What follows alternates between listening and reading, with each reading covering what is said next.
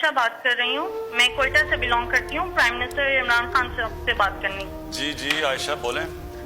जी खान साहब, पहली बात तो ये कि आपकी आवाम आपसे बहुत प्यार करती है। उनके इवन बच्चे भी आपसे बहुत प्यार करते हैं। आप जो इकदाम कर रहे हैं, हमें आप पे पूरा भरोसा है। लेकिन मसला इतना बड़ा है कि कहीं सुनवाई नहीं होती है। मैं बेवा हूँ, मेरी वालदा भी बेवा है और कोई मेरा बहन भाई नहीं है। 3 साल का मेरा बेटा है।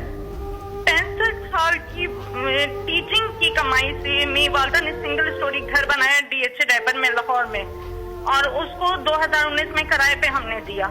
वो उन्होंने कब्जा कर लिया। SSP का भाई था। शेख उमर साहब ने मेरा 2020 में दिसंबर में मेरा कब्जा छुड़वाया। अल्लाह ताला उन्हें सेहत तंदुरुस्ती दे, इज्जत दे। लेकिन वो बंदा नतीजे में मुझे 5 लाख का मकरूज करके चला गया। शेख उमर साहब ने हिदायत की थी कि इनका मसला हल करवाएं, लेकिन उनकी ट्रांसफर हो गई। जो नए CCPO साहब थे उन्होंने भी हिदायत की। अब वो सिर्फ अब तक जो है हिदायत ही चल रही है। SSP के भाई होने के नाते कोई मसला हल नहीं हुआ और नतीजा ये निकला कि मेरी वालदा ने इतनी टेंशन ली कि वो कैंसर पेशेंट डायग्नोज हो गई हैं। मेरे पास कफन के भी पैसे नहीं और मैंने बैंक से लोन लेकर अपनी वालदा का इलाज करवा रही हूँ। आप मुझे बताएं, बच्चे को पालूं, पैसे लोगों के दूं मैं लोन के पैसे दूं? कम से कम मेरे पैसे तो मुझे दिलवाए। मैं क्या करूं?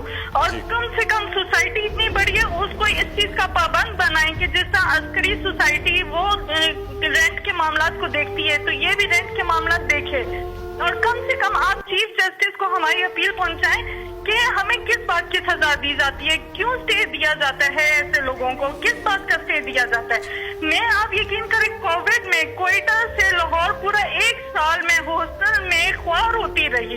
पूरा 1 साल एक कमरे में हॉस्टल में अपनी वालदा और बच्चे के साथ में रही हूँ कि मेरा घर किसी तरह छूट जाए, लेकिन कुछ नहीं होता था। आपके नुमाइंदों के पास भी मैं गई, जलील होती थी मैं। जी देखिए, ये मैंने अपने पिछले 30 साल में कितनी दफ़ा इस तरह की कहानियाँ सुनी हैं। और ये आप बात ठीक कह रही हैं कि हमारा जो सिस्टम है, जो इंसाफ का निज़ाम है, वो आहिस्ता आहिस्ता काम करना छोड़ गया। और वो जो इंसाफ होता है ना जी, मैं आपको पहले समझा दूँ, इंसाफ होता क्या? इंसाफ तो कमज़ोर को चाहिए होता है। ताकतवर तो अपने आप को कानून से ऊपर चाहता है कि कानून उसके लिए हो ना।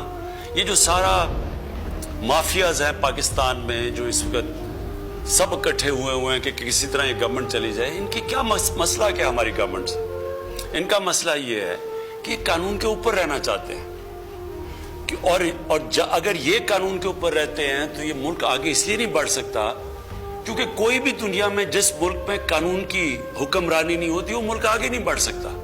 जितने भी मुल्क आगे बढ़े हुए हैं, क्योंकि जिसका भी वास्ता पड़ा है बाहर एडवांस्ड सिविलाइज्ड तरक्की याफ्ता मुल्कों को देखने का, तो उनमें एक चीज होती है, कानून की हुक्मरानी। कोई कानून के ऊपर नहीं। वहां माफियाज नहीं काम कर सकते, वहां कब्जा ग्रुप नहीं चल सकता, वहां आपको सिफारिशें नहीं चाहिए होती।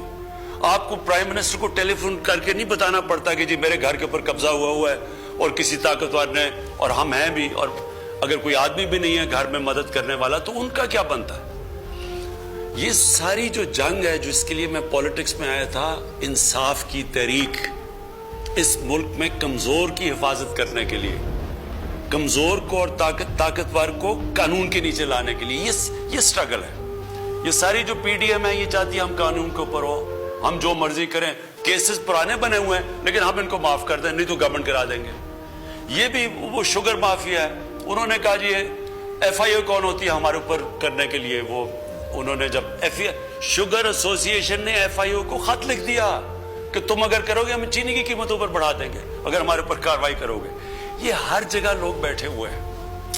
ये जद्दोजहद है। देखिए, इंसाफ की तहरीक होती है। इंसाफ के लिए कौम को आजादी की जंग लड़नी पड़ती है इन माफिया से, और ये एक जिहाद का नाम है। ये अल्लाह का हुक्म है कि मेरी जमीन पे इंसाफ कायम करो। मेरा आपसे ये वादा है कि मेरी पूरी कोशिश है, जब तक मैं इक़्तिदार में हूं, जब तक मैं नहीं भी हूं, मैं इसके लिए लड़ूंगा। हमने पूरे अपने जो सारा इंसाफ का निज़ाम है, अदलिया के साथ बैठ के रिफॉर्म्स के लिए भी हम तैयार हैं। अपने जो इदारे हैं उनको भी ठीक कर रहे हैं। ये जो अब तक हमारे आने से पहले नैब काम कर रही थी, तो नैब ने कितने लोगों को पकड़ा اور ہمارے صرف 2.5 سالوں میں نیب نے کتنا پیسہ ریکور کیا. میں صرف اس لیے آپ کو بتانا چاہتا ہوں کہ اداروں کو جب آپ مضبوط کرتے ہیں, جب آپ ان کو روکتے نہیں ہیں, تو وہ ادارے کتنے بہتر کام کر سکتے ہیں. جب عدلیہ کے اندر آپ انٹرفیئر نہیں کرتے, ڈنڈے سے چیف جسٹس کو نکالتے نہیں, تو عدلیہ بھی پھر تکڑی ہو جاتی ہے. اسی طرح سارے جو ادارے ہیں جب آپ ان کو اپنا کام کرنے دیتے ہیں تو وہ نظر آ جاتا ہے. کیا میں صرف اس لیے آپ کو پہلے یہ بتانا چاہتا ہوں کہ نیب نے 18 سالوں کے اندر 2017 تک 18 سالوں تک صرف 290 ارب روپیہ انہوں نے وصول کیا تھا جو چوری کا پیسہ ہے. ہمارے 2 سالوں کے اندر نیب نے 484 ارب روپیہ ریکور کیا. اینٹی کرپشن پنجاب نے 10 سالوں میں, جو پچھلے 10 سال تھے نون لیگ کے, اس میں صرف 2.6 ارب روپیہ ریکور کیا تھا. ہمارے 2.5 سالوں کے اندر جو زمین ہی صرف انہوں نے ریکور کی ہے وہ 218 ارب روپیہ. میں صرف آخر میں آپ کو یہ کہہ رہا ہوں کہ یہ ہے جنگ چل رہی طاقتور کو قانون کے نیچے لانے کے لیے.